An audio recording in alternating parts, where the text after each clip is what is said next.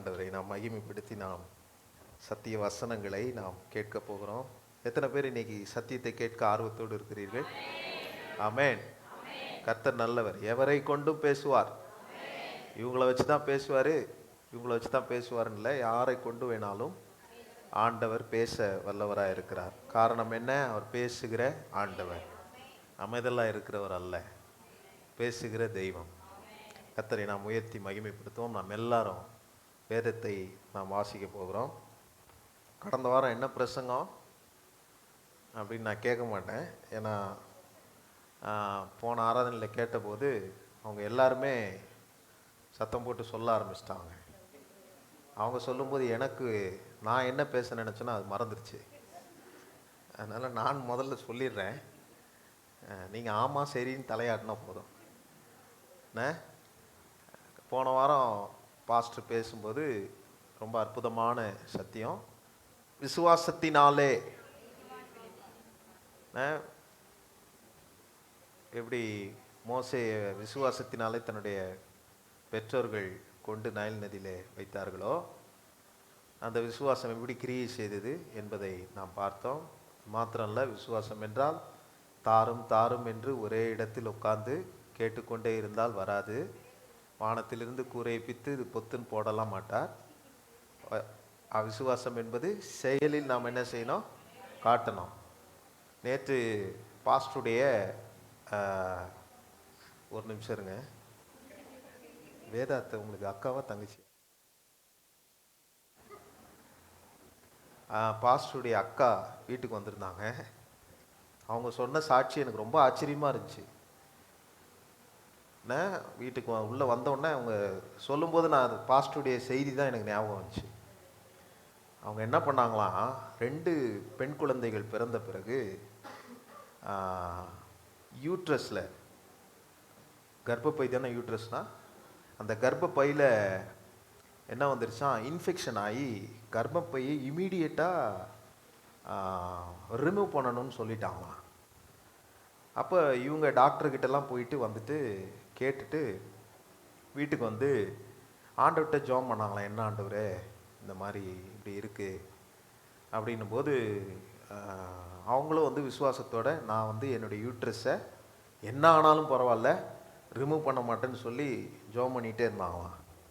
எப்படி ஜெபம் பண்ணுவாங்களாம், தலையை கீழே வச்சு காலை மேலே தூக்கி செவுத்தில் சாஞ்சிக்கிட்டு, நான் சொல்கிற புரியுதா அந்த பொசிஷனு? தலைகீழ, ஆமாம், உல்டாவா எங்கள் ஊரில் சொல்லுவாங்க, தலைகீழ அப்படி நின்று ஜோம் பண்ணி அவங்க எனக்கு சொன்னது ஆச்சரியமாக இருந்துச்சு.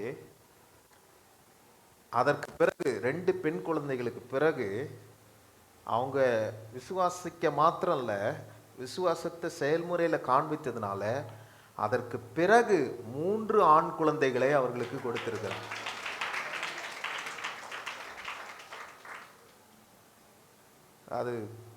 அதை கேட்கும் போதே எனக்கு ரொம்ப ஆச்சரியமா இருந்துச்சு. இப்படி விசுவாசிச்சுட்டு இருக்கிறாங்களே. அதுக்காக நீங்கள் போய் தலை குப்புற இருந்து ஜெபம் பண்ணுங்கன்னு சொல்லலை. யாராவது ஏதாவது இப்படி நினச்சிக்கிட்டு போயிடாதீங்க. அவங்க விசுவாசம் அப்படி இருந்துச்சு. இதே மாதிரி தான் இன்னொரு விஷயம் நடந்துச்சு. போன வாரம் செய்தி முடிஞ்ச உடனே ஏதோ சத்தம் கேட்குது, எங்கே கேட்குதுன்னு தெரியல. கீழேயா? அந்த கதவை வேணால் அடைச்சிருங்க, அந்த வெளி கதவை. என்ன சொல்லிட்டு இருந்தேன்? இந்த விசுவாசத்தை குறித்து பேசும்போது இது முடித்த உடனே ஒரு தம்பி வந்தார் என்கிட்ட ஓடி வந்து, அண்ணே எனக்கு ஒரு சந்தேகம் அண்ணே. என்னப்பா சந்தேகம்? பாஸ்டர் விசுவாசத்தை குறித்து பேசினார், அதெல்லாம் கேட்டேண்ணே. ஆனால் எங்கள் வீட்டில் எங்கள் பாட்டி ஒன்று இருக்குது. அந்த பாட்டி என்ன பண்ணிச்சு, ஒரு இடத்துல போய் சாட்சி சொல்லிச்சு. என்னப்பா சாட்சி சொல்லிச்சு? ஆண்டவர் எனக்கு சுகம் கொடுத்ததுக்காக ஸ்தோத்திரம்னு சொன்னாங்க அப்படின்னு. சரி, கரெக்டு தானடா, ஆண்டவர் அவங்களுக்கு சுகம் கொடுத்துருக்குறாரு, கரெக்ட் தானடா. இல்லைண்ணே, நான் தான் அந்த அம்மாவை 1 மாதமாக ஆஸ்பத்திரிக்கு கூப்பிட்டு போனேன், நான் தான் மாத்திரை வாங்கி கொடுத்தேன், நான் தான் அந்த டாக்டர்கிட்டே கூப்பிட்டு போனேன், என்னை பற்றி ஒரு வார்த்தை கூட சொல்லலைண்ணே. இப்போ நான் எப்படி எடுத்துக்கிறதுண்ணே? டாக்டர் கொடுத்த மாத்திரையினால சுகமாச்சா, டாக்டர்கிட்ட நான் கூட்டிட்டு போனேனே என்னால் ஆச்சா, இது ரெண்டையுமே சொல்லாம ஆண்டவர் தான் எனக்கு சுகம் கொடுத்தாருன்னு சொல்லுதுனே அந்த ஆயா, அந்த பாட்டி அப்படின்னு சொல்லி அவர் சொன்னார். நான் சொன்னேன், உங்கள் பாட்டி சொல்கிறது தாண்டா கரெக்டு. இப்போல்லாம் மாத்திரை கொடுத்தா சில பேர் செத்து போயிடுறான். ஆஸ்பத்திரிக்கு போனால் வேற ஊசியை போட்டு கொண்டுறானுங்க. பயமாக தான் இருக்குது. அதுவும் திருப்பூரில் ரொம்ப பயமாக இருக்குது. அவங்க என்ன சொல்கிறாங்க, அவங்க என்ன விசுவாசிக்கிறாங்கன்னா, ஆஸ்பத்திரிக்கு போனதுனால அந்த மாத்திரை போட்டதுனால இல்லை, சுகம் கொடுக்குறவர் என்னுடைய ஆண்டவர் மாத்திரம்தான்றத அவங்க விசுவாசிக்கிறாங்கடா. அதுதான் விசுவாசம். அவங்க ஆஸ்பத்திரிக்கு போகாமல் இருந்தாங்களா? பாஸ்டர் சொல்லிட்டாரு, இனி மாத்திரையெல்லாம் நம்ம தூக்கி போட்டுருவோம், தூக்கி போட்டு என்ன கொலை கேஸில் உள்ள போக வச்சிடாதீங்க. நான் அப்படி சொல்ல வரல. நம்ம என்ன என்ன சொல்கிறது, அனுகூலங்களை நம்ம பயன்படுத்தினாலும் அது காரணம் அதை நம்ம போடுறதுனால கிடையாது. ஆண்டவர் தான் நமக்கு பலனை, ஆரோக்கியத்தை, சுகத்தை, ஜீவனை கொடுத்து இன்னைக்கு வரைக்கும் வச்சிருக்கிறார். நமக்கு வந்த வியாதிக்கெலாம் எப்பயோ போயிருக்கணுமே. கொரோனா டைம்லாம் போயிருக்கணும். ஆனாலும் நம்மளை இன்னைக்கு ஜீவனோடு கர்த்தர் வைத்திருக்கிறார். ஆனால் அது ஆண்டவரால் தான். கொரோனா ஊசி போட்டதுனால இல்லை. பக்கத்தில் பார்த்து சொல்லுங்க, கொரோனா ஊசி போட்டதுனால நீங்கள் இல்லை. ஆமாம், சிலர் பாருங்க இன்னும் அந்த ஊசி போட்டு வீக்காக தான் இருக்கிறாங்க. நல்ல பலனாக இருக்கிறீங்களே. அல்போன்ஸ் ஐயாலாம் ஓடி வராரு. என்னை கீழேருந்து படியேற சொன்னால் எனக்கு கஷ்டம், ஆனால் அவரு ஓடி வர்றாரு. அவ்வளோ பலனை கொடுத்துருக்குறாரு கர்த்தர். ஊசி போட்டதுனாலே அந்த பலன் வந்துச்சு. ஆமாம், ஆண்டவர் நமக்கு பலன் தருகிறார். எங்கே தர்றாரு? ஆண்டவரை ஆராதிக்கிற இடத்துல, ஆண்டவருடைய பிரசன்னம் இருக்கிற இடத்துல கர்த்தர் நமக்கு பலன் தருகிறார். நானும் பலவீனத்தோடு தான் வந்தேன். சொல்லக்கூடாதுன்னு நினச்சேன், ஆனால் சொல்லிடுறேன், வாய் வந்துருச்சு. 3 நாளாக எனக்கு லூஸ் மோஷன். சிரிப்பீங்களே நல்லா? இல்லை, உண்மையிலே கிருஷ்ணகிரிக்கு போயிட்டு வந்தோம். வந்ததுலேருந்து முடியல, போக்கும் வரத்துமாக இருந்தது. ஆனால் வெளியில் காமிச்சிக்கல, அப்படியே தான் இருந்தேன்.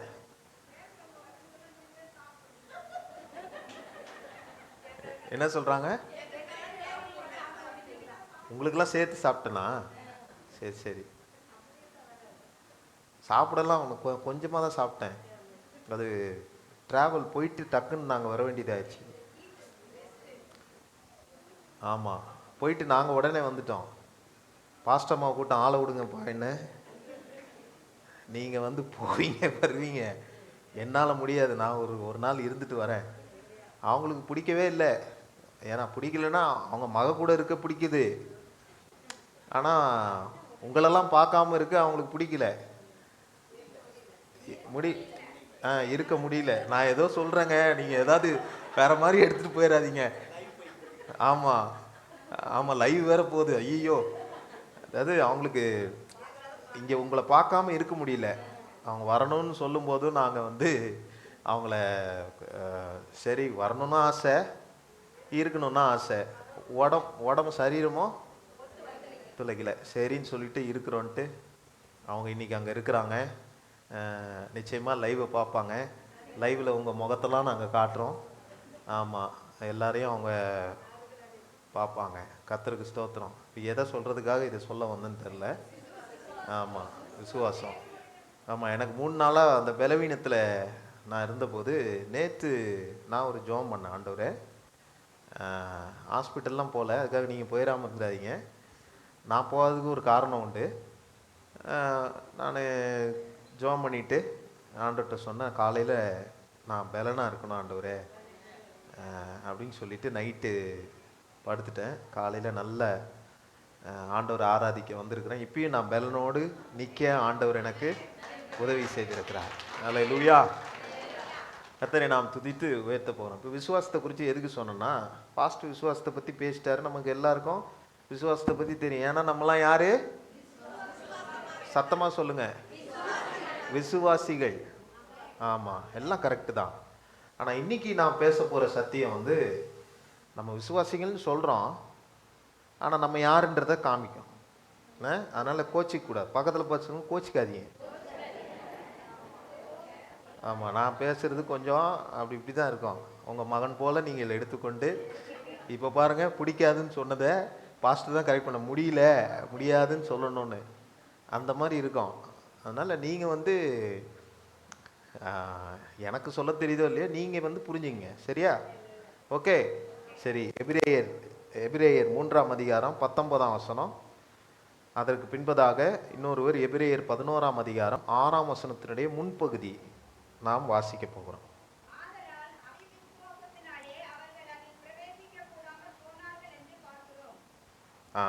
ஆதலால் அவிசுவாசத்தினாலே அவர்கள் அதிலே பிரவேசிக்க கூடாமற் போனார்கள் என்று பார்க்கிறோம். அடுத்த வசனம் எபிரேயர் 11ஆம் அதிகாரம் 6ஆம் வசனம்.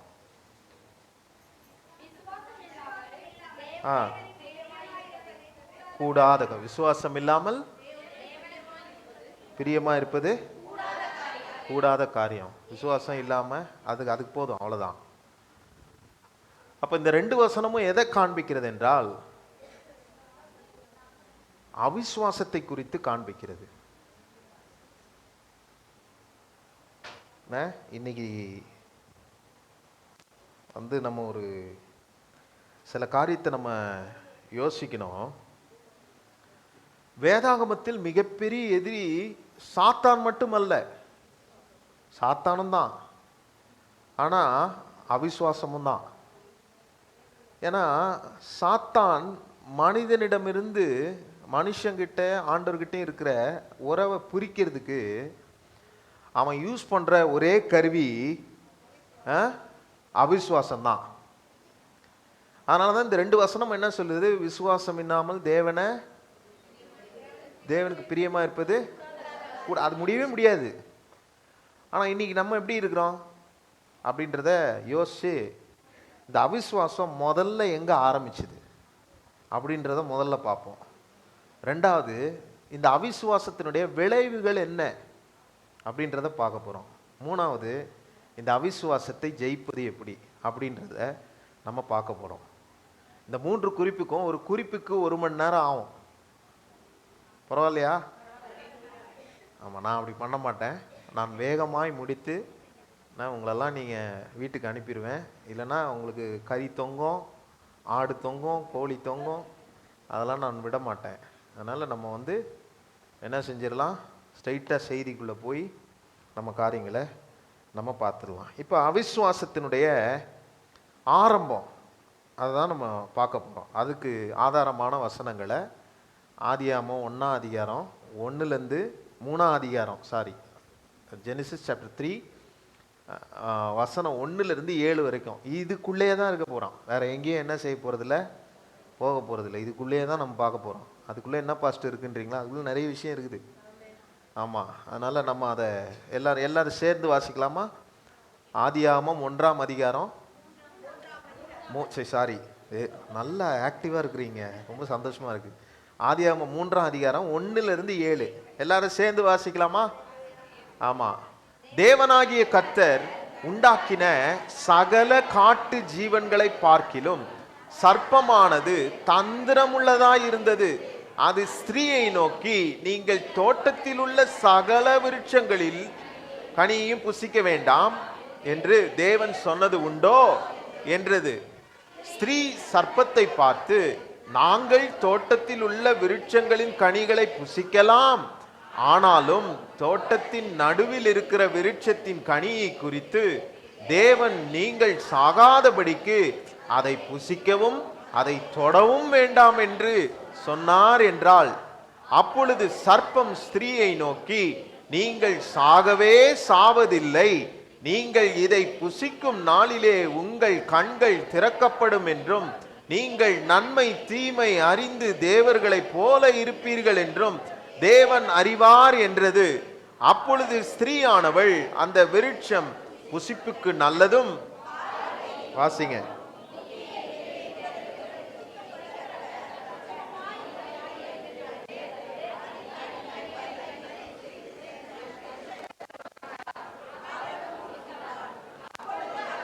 இவர்களுடைய கண்கள் திறக்கப்பட்டது,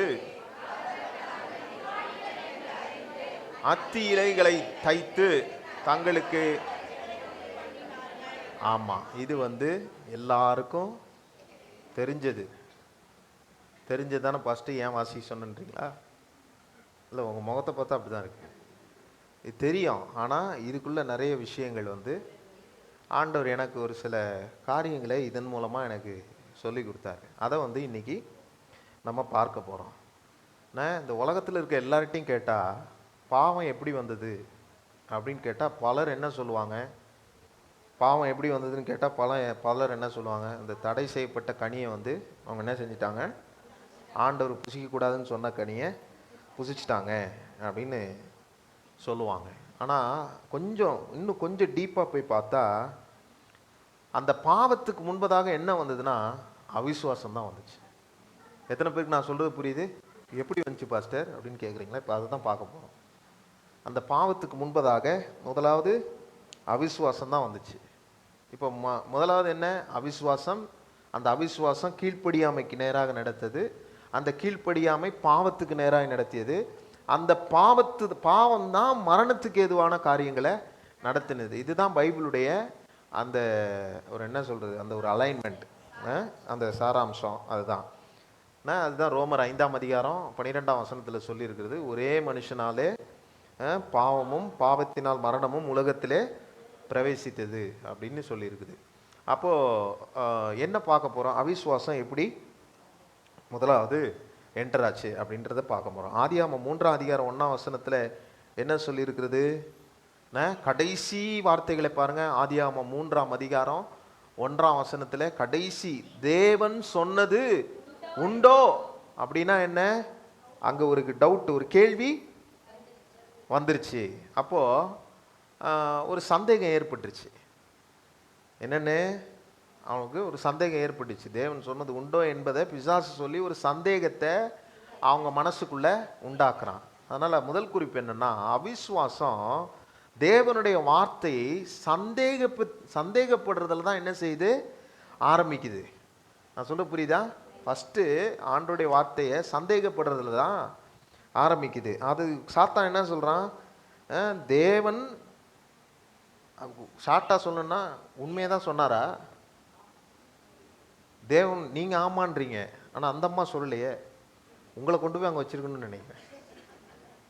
தேவன் நான் ஏவாளுக்கிட்ட கேட்டவுடனே அந்த அம்மா சொல்கிறத விட்டுருங்க. ஆனால் முதல்ல என்ன ஆகுது?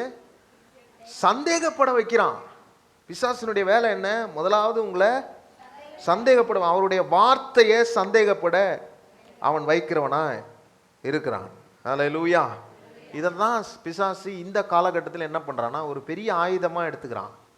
மனுஷங்களுக்குள்ளே என்ன செய்யணும்? அவிசுவாசத்தை உண்டாக்க ஆரம்பிக்க அவன் செய்கிற முதல் காரியம் முதல்ல சந்தேகத்தை ஏற்படுத்துவான். அந்த சந்தேகத்தை ஏற்படுத்தினோன்னா நமக்கெல்லாம் என்ன ஆகிடும்? குழப்பம் வந்துடும். ஐயோ, ஆமாம் ஆமாம் கரெக்டு தானே அப்படின்ற அந்த குழப்பம் நமக்கு ஏற்பட ஆரம்பித்து விடும். அதனால் பிசாசு முதல்ல என்ன செய்கிறான்னா, இந்த அவிசுவாசம் எப்படி ஏவாளுக்குள்ளே ஆரம்பிச்சதுன்னா, அவன் டைரெக்டாக என்ன பண்ணுவான்? நீ பாவம் செய்ய அப்படின்னு சொல்லலை. என்ன செஞ்சிரு? நீ போய் அந்த மரம் இருக்கு பாரு, அந்த மரத்தில் இருக்கிற கனியை எடுத்து நீ சாப்பிட்ரு, முதல்ல சாப்பிடு அப்படின்னு சொல்லலை. அவன் அப்படி சொன்னானா? எடுத்து சாப்பிட்ருன்னு முதல்ல சந்தேகத்தை தான் உண்டு பண்ணுறான். என்ன ஆண்டவர் இப்படி சொன்னாரோ, இப்படி கேட்டாரோ, ஆண்டவர் உண்மையை தான் சொன்னாரா, உனக்கு அது தெரியுமான்னொன்னே அந்த அம்மா குழம்பி போச்சு. ஏவாளம்மா குழம்பிருச்சு. ஐயோ என்னடா இது, ஒருவேளை அந்த அம்மாவுக்கு சந்தேகம், ஒருவேளை இப்படி இருக்குமோ, ஒருவேளை அப்படி சொல்லியிருக்க மாட்டாரோ அப்படின்னு சில குழப்பங்கள். அந்த 7 வசனங்களை வாசித்து பார்த்தீங்கன்னா அந்த அம்மா என்ன குழம்பி இருக்குன்றது உங்களுக்கு அந்த 7 வசனத்தை வாசிக்கும் போதே என்ன செய்யும்? புரிஞ்சிடும். இன்று இதே காரியம்தான் நம்ம வாழ்க்கையில் என்ன செய்யுது? நடக்கிறது. சில சந்தேகத்தை ஏற்படுறான். உதாரணத்துக்கு, தேவன் உங்களை நேசிக்கிறாரா, ஆண்டவர் உங்களை நேசிக்கிறாரா அப்படின்னு கேட்பான். நீங்கள் ஆமைன்றீங்க. இந்த அவிசுவாசம் ஆரம்பிக்கும் போது இப்படிப்பட்ட சில கேள்விகளை சிலர் சொல்லுவாங்க, என்ன நேசிக்க ஒருவருமே இல்லை அப்படின்வாங்க பாருங்க. அந்த மாதிரி ஆண்டவர் உங்களை நேசிக்கிறாரா? அப்படின்னு கேள்வி எழுப்புவான். அடுத்தது, உன் ஜெபத்தை கேட்குறாரா, முட்டி முட்டி ஜெபம் பண்ணுறியே கேட்குறாரா அப்படின்ற கேள்வியை எழுப்புவான். உன்னை மன்னிச்சிட்டாரா, நீ செஞ்ச பாவத்துக்கு உன்னை மன்னிக்கிற மாதிரியே செஞ்ச அப்படின்ற கேள்வியை என்ன செய்வான், எழுப்புவான். உனக்கு எதிர்காலம் இருக்குதா அப்படின்ற கேள்வியை என்ன செய்வான், கேட்பான். இதெல்லாம் நம்ம சில நேரத்தில் என்ன நினச்சிடறாங்களாம், இது ஆண்டவர் கேட்குறாரா சாத்தான் கேட்குறானான்ற மாதிரிலாம் சில கேள்விகள் வரும். இப்படிப்பட்ட கேள்விகள்லாம் வந்துச்சுன்னா நீங்கள் கன்ஃபார்மே பண்ணிடுங்க, பிசாசை தவிர வேறு யாரும் இப்படிப்பட்ட கேள்விகளை எழுப்பவே மாட்டாங்க. உங்கள் இருதயத்தில் ஃபுல்லாக நினைக்கிறீங்களா, யோசிக்கிறீங்களா, என்னை யாராவது நேசிக்கிறாங்களா, என் எதிர்காலம் என்ன ஆகும், இப்படிப்பட்ட கேள்விகள் உங்கள் இருதயத்தில் வருதுன்னா அது டைரெக்டாக பிசாசு உங்கள் முன்னாடி நின்று கேட்க மாட்டான். அதுக்கு ஆயுதமாக பயன்படுத்தி நம்முடைய மனசு, ஏவாளுடைய மனசை தான் என்ன செஞ்சிட்டான், பிசாசு வஞ்சிச்சிட்டான். அவன் என்ன தான் நேரில் சர்ப்ப மூலயமா வந்தாலும் அவன் மனசுக்குள்ளே தான் பேசினான். அப்படி பேசி பாவம் செய்ய தூண்டி பிறகுதான் அதனுடைய விளைவுகளை அவர்கள் சந்திக்க நேரிட்டது. ஆகவே ஒரு சின்ன உதாரணம் சொன்னால் உங்களுக்கு புரியும். இப்போ பாருங்கள், ஒரு குழந்தை ஒரு தண்ணிக்குள்ளே நடந்து போகுது. இப்போ தாசையான்னு வச்சிங்க, தாசையாவுடைய குழந்தை சின்ன குழந்தை கையை பிடிச்சிட்டு தண்ணீருக்கு நடுவில் நடந்து போயிட்டுருக்குறாங்க. அந்த தண்ணீரை கடந்து அடுத்த ஆற்றுக்கு போகணும். கையை பிடிச்சிக்கிட்டு இருந்தால் தான், கையில் தூக்கிட்டே இருந்தால் தான், பிடிச்சிக்கிட்டு இருந்தால் தான் அடுத்த ஆற்றை என்ன செய்ய முடியும், கடக்க முடியும். நடுவில் போகும்போது ஒரு சத்தம் வருது. என்ன சத்தம் வருது, உன் அப்பா கையை விட்டுரு அப்படின்னு சத்தம் வரும்போது அந்த குழந்தை தான் அப்பா கையை விட்டுச்சுன்னா என்ன ஆகும், ஆற்றுக்குள்ளே முழுகி போகக்கூடிய சூழ்நிலை ஆகும். ஆனால் அந்த குழந்தை என்ன செய்யாது, அப்பா கையை விடாது. அப்பா கையை என்ன செய்யும், பிடிச்சிக்கும். பிடிச்சிக்கிறதுனால என்ன ஆயிடுது, அக்கறை கடந்து செல்ல முடிகிறது. ஆனால் அந்த அக்கறை கடந்து செல்வதற்குள்ளாக இத்தனை கேள்விகள் வரும். அப்படி தான் நம்முடைய வாழ்க்கையிலையும் ஆண்டவருடைய கரத்தை பிடிச்சி நடக்கிறோமா இல்லையான்ற கேள்விகள் இருக்கும்.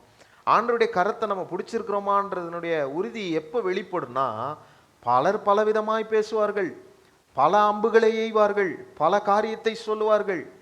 ஆனால் அது எல்லாவற்றிலும் இருந்து நாம் ஆண்டவருடைய கையை மாத்திரம் பிடிச்சி அந்த கையை விடாமல் நம்ம சென்றுட்டோம்னா நம்ம அக்கறைக்கு கடந்து செல்லுகிறவர்களாய் நாம் இருப்போம். அவர்கள் சொன்னார்கள், இவர்கள் சொன்னார்கள், இவர்கள் இப்படி பேசினார்கள், அதனால தான் நான் இப்படி ஆயிட்டேன், இவங்க சொல்லிட்டாங்க அதனால தான் இப்படி ஆயிட்டேன்னு சொல்லுகிற அந்த காரியம் நம்முடைய வாழ்க்கையில் இல்லாமல் நேராக ஆண்டவருடைய கரத்தை பிடித்து நாம் நடந்தால் அதுதாங்க விசுவாசம். அதுதான் விசுவாசம். அது என்ன செய்யணும்னா அவிசுவாசத்தை எனக்குள்ள இருந்து அது எடுத்து போட்டு விடும். ஆகவே முதலாவது காரியம் நான் என்ன சொன்னேன், அவிசுவாசம் தேவனுடைய வார்த்தையை சந்தேகிக்கிறதுல தான், அந்த டவுட் போடுறதுல தான் என்ன செய்து ஆரம்பிக்குதுன்றது முதல் பாயிண்ட். இப்போ அடுத்த குறிப்பு அவிசுவாசம் தேவனுடைய வார்த்தையை மாற்றுகிறது. அவிசுவாசம் ஒரு மனுஷனுக்குள்ள வந்துச்சுன்னா ஆண்டவர் வார்த்தையே மாற்றி பேசுவாங்களாம். நான் சொல்லிட்டு புரியுதா, எப்படி ஃபர்ஸ்ட் ஏவாள் மாற்றி பேசுனா அப்படின்னு கேட்குறீங்களா? ஆதியாகமம் 3ஆம் அதிகாரம் 2, 3 ஆகிய வசனங்களை நீங்கள் வாசித்து பார்த்தீங்கன்னா அங்கே ஆண்டவர் என்ன சொன்னார்னா, அந்த தோட்டத்தினுடைய எல்லாத்தையும் நீ என்ன செய்யலாம், சாப்பிட்டுக்கலாம், ஆனால் அந்த கனியை மாத்திரம், தோட்டத்தின் நடுவில் இருக்கிற அந்த கனியை மாத்திரம் என்ன செய்யக்கூட புசிக்காதே அப்படின்னு தான் சொன்னார். என்ன சொன்னார், புசிக்காதேன்னு தான் சொன்னார். ஆனால் ஏவாளுங்க என்ன சொல்கிறாங்க, புசிக்கவும் அதை தொடவும் வேண்டும், வேண்டாம் அப்படின்னு சொல்லல ஆண்டவர். ஆண்டவர் புசிக்க வேணாம்னு தான் சொன்னார். என்னம்மா, புசிக்காதேன்னு தான் சொன்னார், ஆனால் தொட வேண்டாம்னு சொன்னாரா? ஆனால் இந்த அம்மா என்ன சொல்லுது, ஆமாம், பிசாசு சந்தேகத்தை கொடுத்து குழப்பத்தை கொடுத்து இந்த அம்மா குழம்பி போச்சு பாருங்க.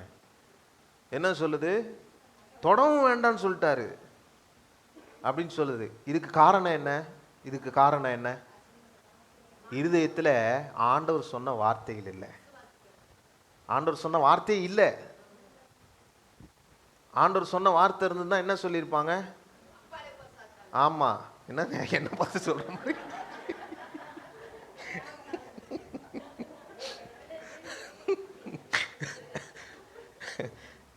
கேத்தி அடிக்கடி இது சொல்லுவா, என்னை பார்த்து சொல்ல மாட்டா. யாராவது எதாவது திட்டிட்டா போதும். கேபி சொல்கிற வார்த்தை இது. கேத்தி 2வது மக, அப்பால இப்போ சாத்தானேன்னுவான். அதுக்கும் அல்லையாவா? ஐயோ ஐயோ. தேவனுடைய நான் பேசிக்கிறேம்மா. தேவனுடைய வார்த்தையை என்ன செய்யணும்? இருதயத்தில் வைக்கணும். சங்கீதக்காரன் சொல்லும்போது சொல்கிறான், தேவனுடைய வார்த்தை இருதயத்தில் வைத்தேன் அப்படின்னு சொல்கிறான். எதுக்காக? ஆமாம், அவருடைய வார்த்தையை கூட்டவும் கூடாது, குறைக்கவும் கூடாது. இந்த அம்மா என்ன செஞ்சிடுச்சு? நான் சொல்கிறது அதான், நம்மளாம் அதில் புத்திசாலிங்க. சின்ன வயசில் காதில் சொல்லி விளையாடுவோம். இங்கே காதில் சொன்னால் அங்கே பின்னாடி அந்த கடைசியில் போகிறதுக்குள்ள அது வேற மாதிரி ஆகிடும். இங்கே இங்கே இங்கே சொன்னால் பாஸ்ட் இப்படி சொன்னார் அப்படின்னா அது பின்னாடி போகிறதுக்குள்ள இப்படி சொன்னாரா அப்படின்னு ஆயிரும். அந்த அளவுக்கு இந்த அம்மா 100 ரூபாய்க்கு வேலை செய்ய சொன்னால் 1000 ரூபாய்க்கு வேலை செய்யுது. புசிக்காதுன்னு சொன்னால் புசிக்காதுன்ட்டு போக வேண்டியதானே.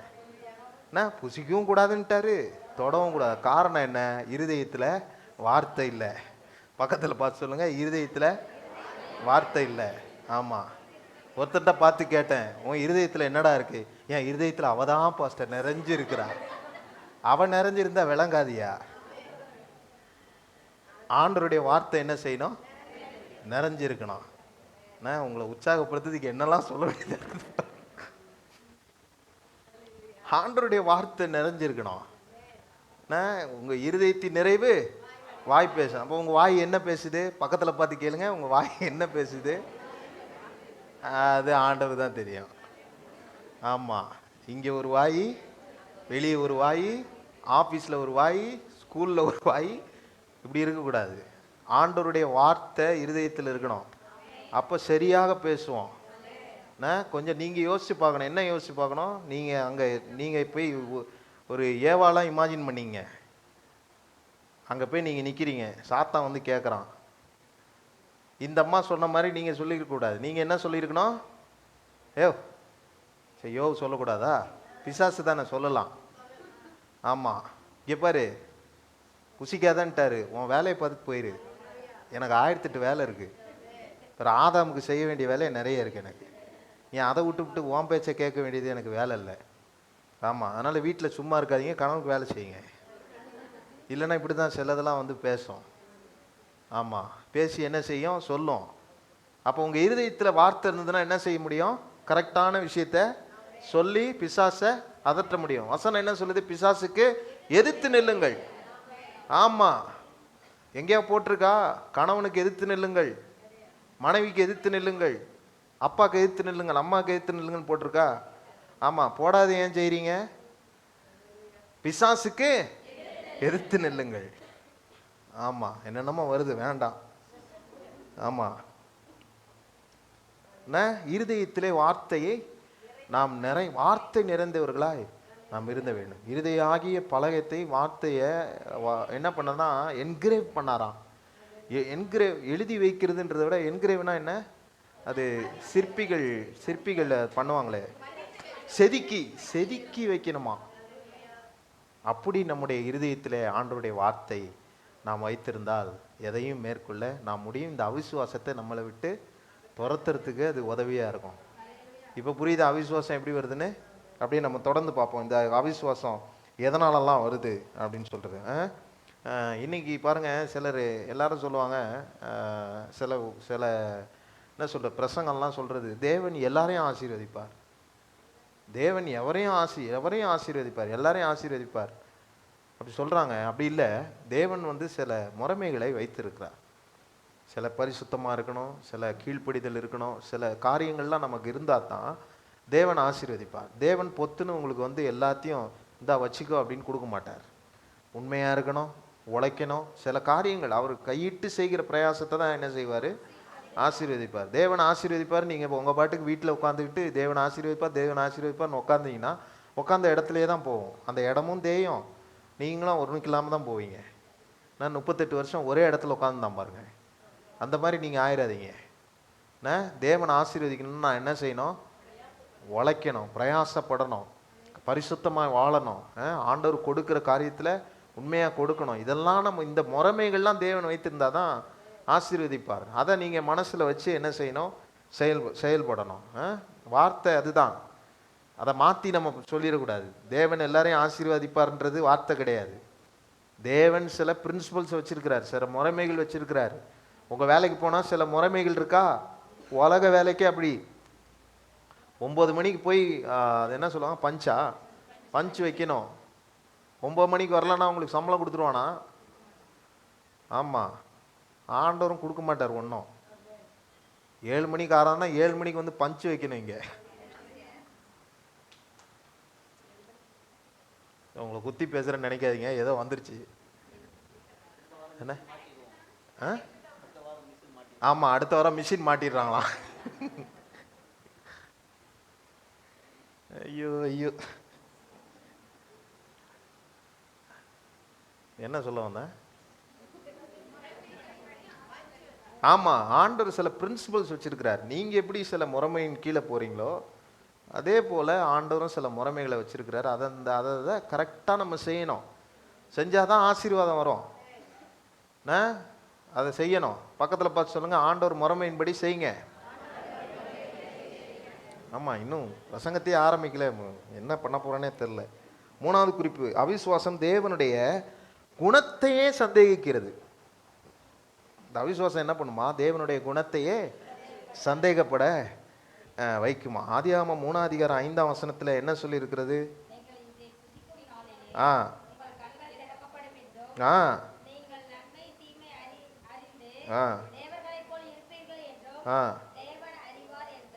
பத்தியா என்ன சொல்றான் பிசாசு? தேவனுடைய கேரக்டரே மாத்துறாங்க. அப்படின்னா இந்த வசனத்துல இருந்து என்ன சொல்றான் பிசாசு? உங்க கண்களுக்கு நல்லதெல்லாம் ஆண்டவர் என்ன செஞ்சிட்டாரு? மறைச்சு வச்சிட்டாரு. நல்லதை மறைச்சிட்டாரு. அப்படிப்பட்ட ஆண்டவராங்க நம்ம ஆண்டவர். அவர் குணமே என்னங்க? நல்லது செய்யறதாங்க அவர் குணம். நன்மை செய்கிறவரா என்ன செஞ்சாரு? இந்த பூமியில சுற்றி திரிந்தார். பிசாசு என்ன செய்யறான்? இருதயத்துல சந்தேகத்தை கொடுத்து ஆண்டவருடைய குணத்தையே, எப்படி இருக்கான் பாருங்க அவன். ஆண்டவருடைய குணத்தையே சந்தேகிக்க அவன் வைக்கிறான். இது என்ன செய்யுது நமக்கு? இந்த மாதிரி வார்த்தைகளை கேட்கும்போது எனக்கு இதை வாசிக்கும் போதே எனக்கு அவ்வளோ கஷ்டமா இருந்துச்சு. அவருடைய கேரக்டரையே, ஒருத்தருடைய கேரக்டரையே சந்தேகிக்க வைக்க பிசாசு என்னெல்லாம் செய்கிறான் பாருங்க. உங்கள் கண்ணில் இருந்து நல்லதை மறைக்கிறாரு அப்படின்னு சொல்கிறான். சில வேளைகளில் நம்ம என்ன செய்கிறோம்? நம்ம புலம்புறோம். வாலிபர்கள் என்ன புலம்புவாங்க? 30 வயசுக்கு மேலே ஆயிடுச்சுன்னா எனக்கு ஏன் இன்னும் கல்யாணம் ஆகலை அப்படின்னு என்ன செய்வாங்க? புலம்புவாங்க. காலேஜ் முடித்தோடனே வேலை கிடைக்க 1 வருஷம் ஆயிடுச்சுன்னா வேலையே கிடைக்கலையே, ஏன் எனக்கு இன்னும் வேலை கிடைக்கல அப்படின்னு புலம்புவாங்க. சில பெரியவங்க என்ன பண்ணுவாங்க? எனக்கு 45 வயசுக்கு மேலே ஆகுது, எனக்கு முன்னாடி இருக்கிறவங்கலாம் பெரிய பணக்காரன் ஆயிட்டான், அவனை மட்டும் கர்த்தர் ஆசீர்வதிச்சிருக்கிறார், என்ன ஆசீர்வதிக்கலன்னு என்ன செய்வாங்க? புலம்புவாங்க. இந்த புலம்புறதெல்லாம் தப்பு இல்லை, கரெக்டு தான், எல்லாருக்கும் வர்றது தான். ஆனால் இந்த புலம்பல் எங்கே கொண்டு போய் விட்டுறதுன்னா, கடைசி நேரத்தில் பிசாசு இந்த குழப்பத்தெல்லாம் கொடுத்து கடைசி நேரத்தில் நம்ம வாயே என்ன சொல்ல ஆரம்பிக்குதுன்னா, அவர் என்னை மறந்துட்டாரு அப்படின்னு சொல்ல வச்சிருந்துங்க. என்னை மறந்துட்டாரு. நீங்க கேட்குற கேள்வியெல்லாம் தப்பு இல்லை. ஆனால் அந்த அவிசுவாசமான வார்த்தை கடைசியாக என்ன வந்துடும்னா, என்ன ஆண்டவர் மறந்துட்டாரு. வசனம் என்ன சொல்லுது? நான் உன்னை மறப்பதில்லை, அவர் நேற்றும் இன்றும் என்றும் மாறாதவராய் இருக்கிறார், நான் உன்னை விட்டு விலகுவதும் இல்லை, உன்னை கைவிடுவதும் இல்லை. இவ்வளோ வசனங்கள் இருக்குது. தாய் உன்னை மறந்தாலும் நான் உன்னை. ஆனா நம்ம கடைசியா எங்க திரும்ப போயிடுறோம்? எல்லாம் கேட்டுறோம், எல்லா கேள்வியும் கேட்டுறோம். ஏன் நடக்கலை, ஏன் என் புருஷன் இப்படி இருக்கான், ஏன் என் பொண்டாட்டி இப்படி இருக்கா, எல்லாம் கேட்கறது தப்பு இல்லை. ஆனால் கடைசியாக அது எங்கே கொண்டு போய் விடுதுன்னா, என் ஆண்டவர் கைவிட்டுட்டாரு, மறந்துட்டாருன்னு சொல்லக்கூடிய நிலையில விட்டுருது. இதுதான் அவிசுவாசம் இதனுடைய ஆரம்ப நிலை உங்கள் வாழ்க்கைக்குள்ளே வருகிறது. ஆகவே இதில் நாம் கவனமாக இருக்க வேண்டும். எரேமியா 29ஆம் அதிகாரம் 11ஆம் வசனத்தில் என்ன சொல்லியிருக்கு? ஆண்டவர் நம்மளை எப்படி நினைக்கிறாராம்? நன்மைக்கு ஏதுவாகவும் சமாதானத்துக்கு ஏதுவான நினைவுகளாய் அவருக்கு இருக்குது. நம்மளை அவர் அப்படி நினைக்கிறார். நம்ம எப்படி நினைக்கணும்?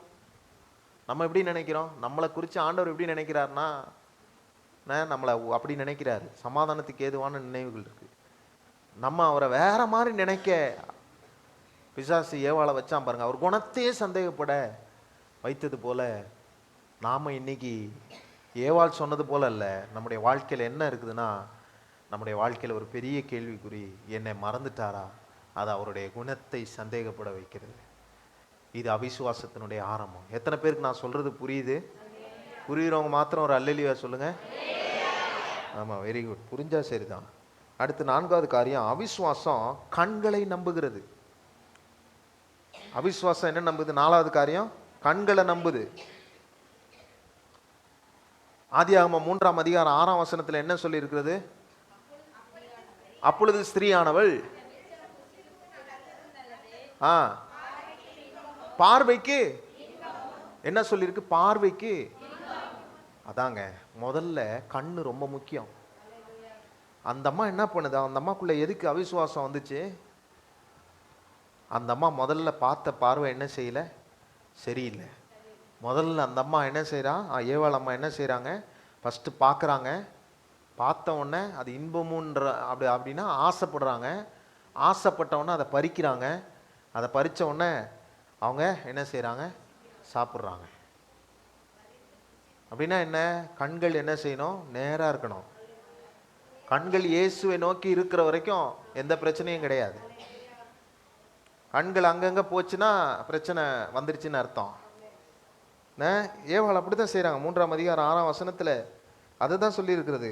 ஏவாள் பார்த்தால், ஆசைப்பட்டால், எடுத்தால், சாப்பிட்டா.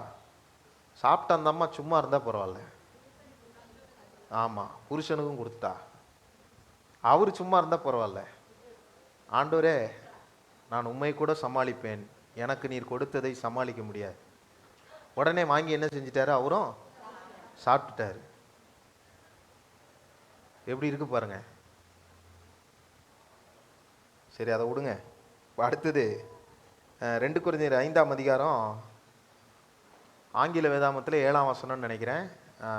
6ஆம் வசனம் தமிழ் வேதாமத்தில் 6ஆம் வசனம்னு நினைக்கிறேன். நம்ம எப்படி நடக்கணும்? தரிசித்து நடவாமல் விசுவாசித்து நடக்கணும். பார்த்ததெல்லாம் நம்பினா அவிசுவாசம் உள்ள வந்துடுது. பார்க்கறதெல்லாம் நம்புறது இல்லை. இயேசுவின் மேல் நோக்கமா இருந்தால் அவிசுவாசம் வராது. உலகத்துல நடக்கிறது, அங்க நடக்கிறது, இங்க நடக்குது, பக்கத்து வீட்டுக்காரனுக்கு நடந்துருச்சே, எனக்கு நடக்கும் இப்படி கேட்குற நிறைய பேரை நான் பார்த்துருக்கேன். அவங்க குடும்பத்தில் அப்படி நடக்குதே. அந்த குடும்பத்தில் நடக்கிறதெல்லாம் சில குடும்பத்தில் சொல்லும்போது என் குடும்பத்திலையும் அப்படி நடந்துருமா அப்படின்ற பயம் தேவையில்லை. இயேசுவின் மேல் நோக்கமாக இருந்தால் அது தேவையில்லை. பேதுரு என்ன செய்கிறான்? மத்தேயு 14:29-31 வரைக்கும் நீங்கள் வாசித்து பார்த்தீங்கன்னா, பேதுரு என்ன செய்கிறாப்புல? அவர் இயேசுவை பார்த்து நடக்கிறாரு. அங்கங்கே எங்கேயுமே சுற்றி பார்க்கல. இயேசுவை பார்த்து நடக்கிற வரைக்கும் அவனுக்கு சரிவு ஏற்படல. ஆனால் என்னைக்கு அவன் எப்போ அந்த கடலில் இறங்கி நடக்கும்போது பக்கத்தில் அலை என்ன அடிக்குது, கடல் ஆழம் எவ்வளோ இருக்குது, காற்று எவ்வளோ அடிக்குதுன்றதை பார்த்தானோ அவன் மூழ்கக்கூடிய நிலை ஏற்பட்டது. இன்னைக்கு நம்ம என்ன நினைக்கணும்? நமக்குள்ள அவிசுவாசம் எப்போ என்டர் ஆகும்னா, கர்த்தரை பிடித்து கொள்ளாமல், ஆண்டவரை முன்வைத்து நாம் நடக்காமல், நம்முடைய கண்கள் அங்கே இங்கேயும் அவர் செஞ்சிருவார், இவர் செஞ்சிருவார், இவர் பண்ணிடுவார், அவர் பண்ணிடுவார் அப்படின்றது இல்லை. இன்னைக்கு நானும் சொல்கிறேன், நான் அடிக்கடி இந்த வார்த்தையை சொல்லுவேன். என்கிட்ட பலர் பல விதமாக சொல்லுவாங்க.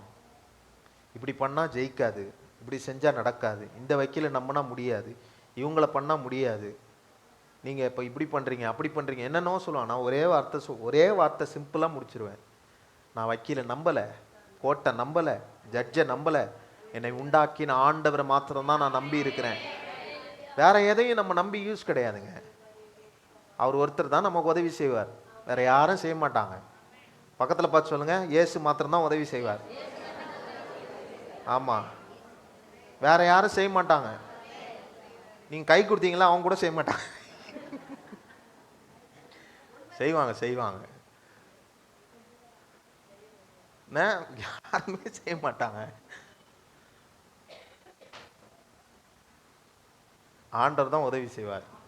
ஆனா நம்ம என்ன செய்யறோம், உதவி செய்யற அவரை பார்க்க மாட்டோம், உதவி செய்யாதவங்க தான் பார்த்துன்னுக்குறோம். இல்ல இல்ல, வானத்தையும் பூமியும் உண்டாக்கின கர்த்தரிடத்திலிருந்து எனக்கு உதவி வரும். அதுதான். அதுக்கு முன்னாடி என்ன சொல்லியிருக்கு, எனக்கு ஒத்தாசை வரும் பர்வதத்துக்கு நேராக என் கண்களை ஏறெடுப்பேன்னு சொல்லியிருக்கு. கண்களை வேற எங்கேயும் அவன் ஏறெடுத்து பார்க்கலங்க. ஏறெடுத்து பார்க்க வேண்டிய இடத்துல அவன் பார்த்ததுனால அவனுக்கு உதவி வந்தது. இந்த குதிரை பார்த்துருக்கீங்களா? பார்த்துருக்கீங்களா இல்லையாங்க? ஆமா, விழிப்போடு இருக்கிறீங்களா? விழிப்போடு இருக்கிறவங்க அல்லேலூயா சொல்லுங்க.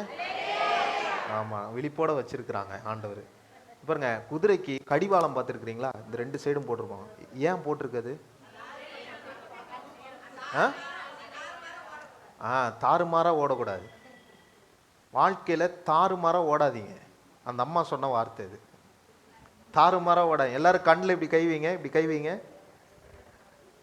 இப்படி வைக்காதீங்க, இப்படி வைங்க. இப்படி வச்சா கூட இப்படி ஓர கண்ணில் பார்ப்பாங்க. இப்படி வைங்க, இப்படி வைங்க, இப்படி வைங்க. பக்கத்தில் இருக்கவங்க தெரியக்கூடாது. ஆமாம், ஸ்ட்ரைட்டாக நான் மட்டும்தான் தெரியணும், வேற யாரும் தெரியக்கூடாது. ஆமாம், கண்ணில் கை வைக்காதவங்களாம் என்ன சொல்கிறீங்க? ஓ, நீ சொல்லுவையா, உனக்கு என்ன அப்படின்றீங்களா? கண்ணில் இப்படி கை வச்சா பக்கத்தில் இருக்கவங்க இங்கத்தில் இருக்கவங்க தெரிய மாட்டாங்க. ஆமாம்,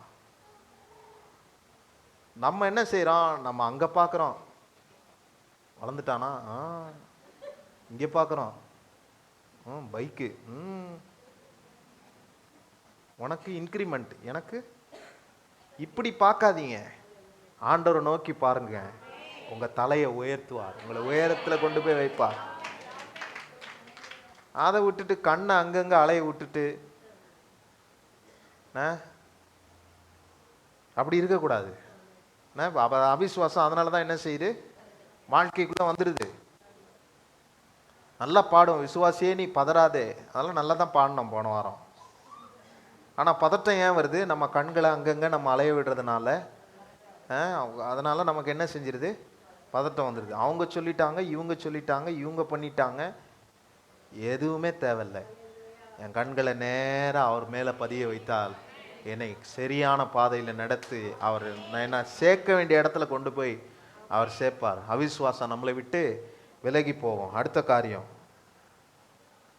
அடுத்தது, அவிசுவாசம் கீழ்ப்படியாமைக்கு வழிவகுக்கிறது. கீழ்ப்படியாமைக்கு வழிவகுக்கிறது. கீழ்ப்படியாமை எப்படி ஆதாமுக்கு என் வாழ்க்கை வந்துச்சு? இந்த அவிசுவாசம் வந்ததுனால என்ன செஞ்சிருச்சு, இந்த கீழ்ப்படியாமை வந்து விட்டது. அதனால அந்த அம்மா பாருங்க, பழத்தை சாப்பிட்டுட்டு அவருக்கும் கொடுத்துட்டு, ஆமாம், எல்லாம் முடிஞ்சிச்சு பாருங்க, எல்லாமே இதாயிருச்சு. அவிசுவாசம், கீழ்ப்படியாமை, பாவம், அடுத்தது தான் என்ன செய்யுது, மரணம் வருது. யாக்கோபு 1:14-15 வசனம் வரைக்கும் வாசிச்சிங்கன்னா, ஜேக்கப் சாப்டர் 4, ஜேம்ஸ் சாப்டர் 4, அதில் 14 15 அந்த 2 வசனங்களையும் நீங்கள் வீட்டுக்கு போய் வாசிங்க. அதுலேயும் பார்த்தீங்கன்னா அதான் இருக்கும், ஆசை, பாவம், மரணம், இது எல்லாமே அதில் வந்திருக்கும். அதனால் அதையும் நீங்கள் வாசிங்க. அதனால் இந்த அவிசுவாசம் என்ன செய்யுதுன்னா கீழ்ப்படியாமைக்கு வழிவகுக்கிறது. பெற்றோர் பிள்ளைகள் பெற்றோருக்கு கீழ்ப்படியாமல் இருக்கிறீங்களா? ஏன் அந்த கீழ்ப்படியாமல் வந்துச்சு? கொஞ்சம் சோதிச்சு பாருங்க. உங்கள் வாழ்க்கையில் நீங்கள் உங்கள் அப்பா அம்மாவையே தான் நம்புறீங்க. நம்புங்க, தப்பு கிடையாது. நீங்கள் நினச்சவங்களே தான் நம்புறீங்க, நம்புங்க, தப்பு கிடையாது. திருமணம் ஆகும்போது எப்போவுமே ஒரு காரியத்தை எங்கள் பாஸ்டர் சொல்லுவார். நான் பார்க்குற பாரு, அவன் ரொம்ப நல்லவன் போல உனக்கு இருந்திருப்பான். யார்? புருஷனை பார்த்து சொல்லுவார் மனைவி கிட்ட. அவன் இதுக்கு முன்னாடி உனக்கு கிஃப்டெல்லாம் வாங்கி கொடுத்துருப்பான், நல்லவன் போல இருப்பான். திருமணத்துக்கு பிறகு தான் அவன் சுயரூபம் உனக்கு தெரியும்.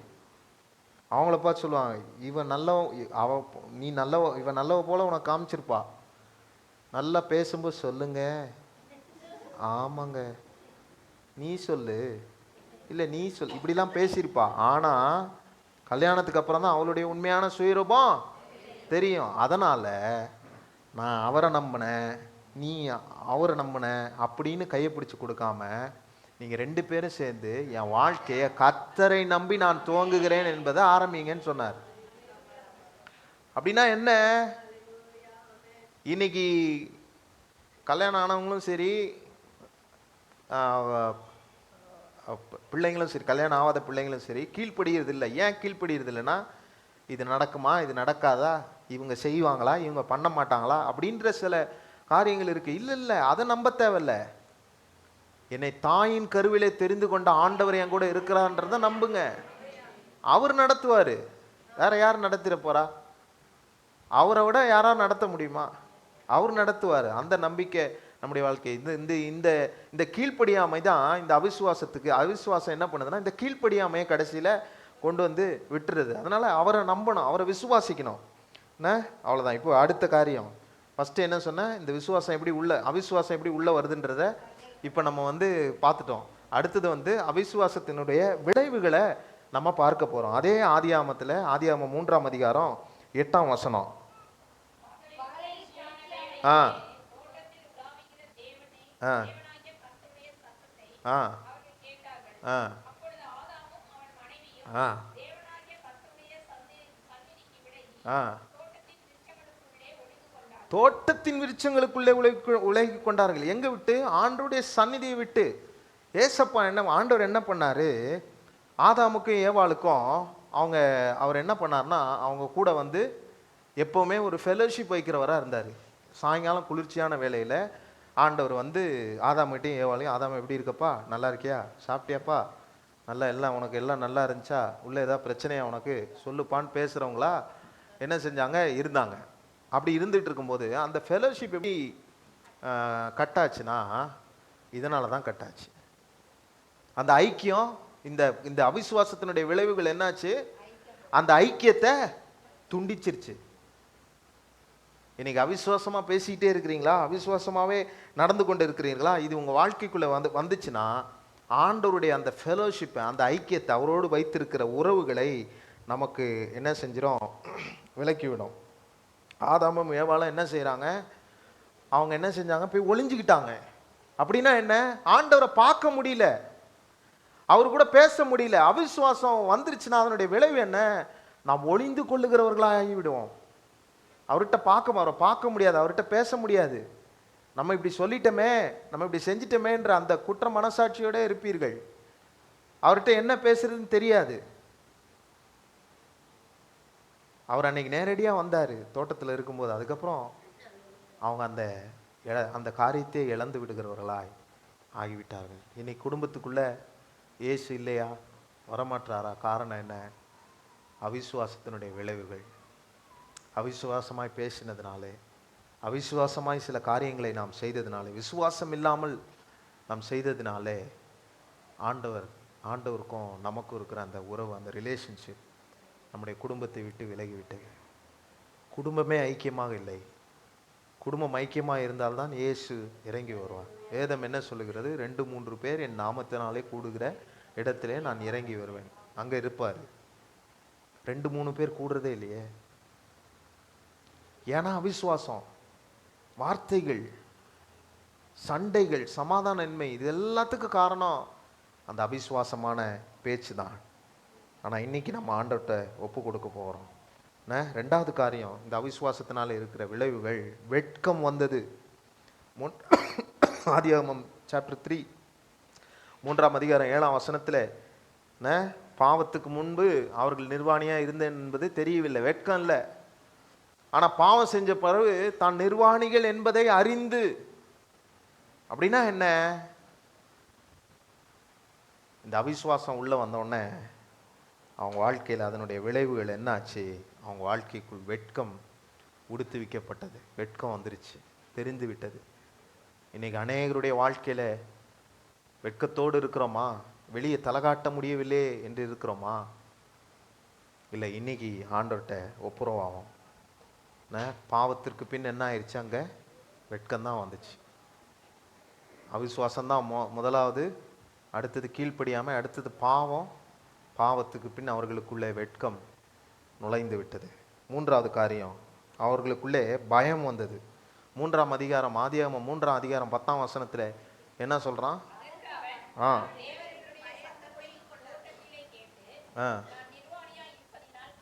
நிர்வாணியாய் இருப்பதினால் பயந்து ஓடி ஒளிந்து கொண்டேன். அவிசுவாசத்தினுடைய விளைவு என்ன?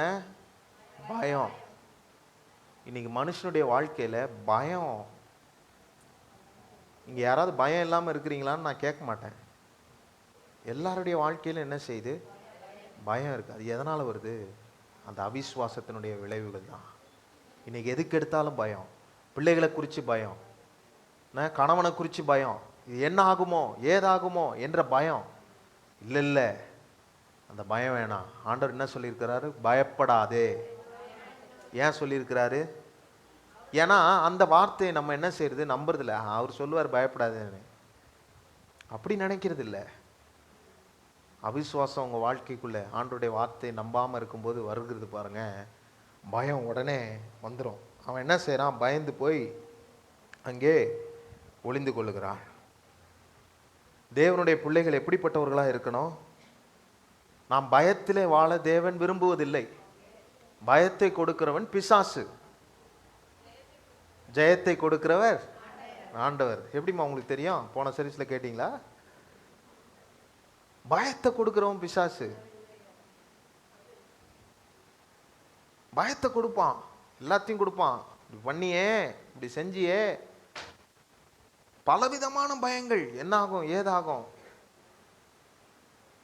இல்லை, நான் சொல்லணும், எனக்கு ஜெயம் கொடுக்கிற கர்த்தர் என்னோடு கூட இருக்கிறார்.